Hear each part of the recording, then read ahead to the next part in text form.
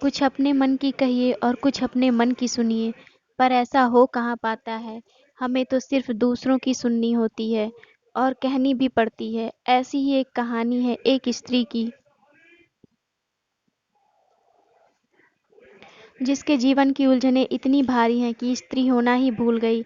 अभी कुछ दिन पहले मेरे पड़ोस में एक स्त्री आई, अपनी 2 बेटियों के साथ। यहीं पास में ही मायका था और सारी बहनें आस-पास ही थीं। जब वो आईं तो उनके पास इतने पैसे नहीं थे कि वो ढंग के कमरे लेके रह सकें। यहीं कुछ दूर टूटे-फूटे टीन के मकान में रहती थीं, जिसका किराया लगभग 500 रुपए था। वो उसी में अपनी 2 बेटियों के साथ रहा करती थीं। उनके पति काफ़ी नशा करते थे, जिसके कारण उनकी जॉब छूट गई और फिर वो अपनी बीवी बच्चों को बहुत मारते पीटते। कुछ दूर पे ही उनके माता पिता रहते थे, पर शायद इतना मदद नहीं कर पाते जितना उन्हें ज़रूरत थी। धीरे धीरे एक भारतीय समाज की नारी में अनेक परिवर्तन होना शुरू हो गया। फिर ये समाज जो 2 वक्त की रोटी आपको नहीं दे सकता, पर ताने और गालियाँ तो मुफ्त में दे ही देगा। काश कि इन जिल्लतों से भी पेट भर जाता, पर पेट तो सिर्फ रोटियों से ही भरता है। फिर क्या था, जिंदगी की जद्दोजहद और 2 वक्त की रोटी का जुगाड़। ज़्यादा पढ़ी लिखी नहीं थी, इसलिए नौकरी में कोई शर्त भी नहीं। छोटा बड़ा जो भी काम मिलता दिन रात करती, पागलों की तरह इधर उधर दौड़ती फिरती, घर घर जाती, दरवाजों पर आंधी बारिश धूप सब में दौड़ती, पर सब बेअसर हो जाता है जब बदनसीबी की मार पड़ती है। एक घर जिसमें दरवाजा नहीं, उसमें 2 2 बेटियों के साथ रात गुजारना। सारे रिश्तेदार पास में ही थे, पर ठिकाना कहीं नहीं। सबके घर में पुरुष थे और सब सगे ही थे, पर वक्त तो सगा नहीं था। मैं उन्हें जब भी देखती हूँ तो बहुत अजीब महसूस होता है। किस्मत का रंग कब बदल जाए कोई नहीं जानता। घने लंबे बालों वाली, हाथों में मेहंदी, पाँव में आलते का रंग और हमेशा एक नई नवेली दुल्हन की तरह सजना हमारे भारतीय समाज में बहुत मायने रखता है, चाहे किसी भी वर्ग का हो।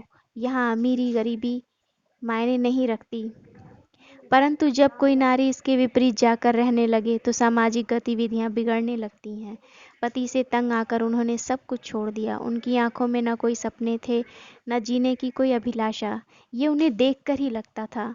वक्त के साथ दोनों बेटियां बड़ी हो गईं। माँ घर पर नहीं थी तो बेटियों को भी समाज खूब सुनाया करता था। वही समाज जिसे हम पड़ोस कहते हैं। गैर तो गैर होते हैं, कब अपने होते हैं। हद तो तब हो गई जब उन्होंने अपने पति का अंतिम संस्कार कर बाल भी मुड़वा दिया। लोग उन्हें ऐसे देखते जैसे सड़क पर चलने का उन्हें अधिकार ही ना हो।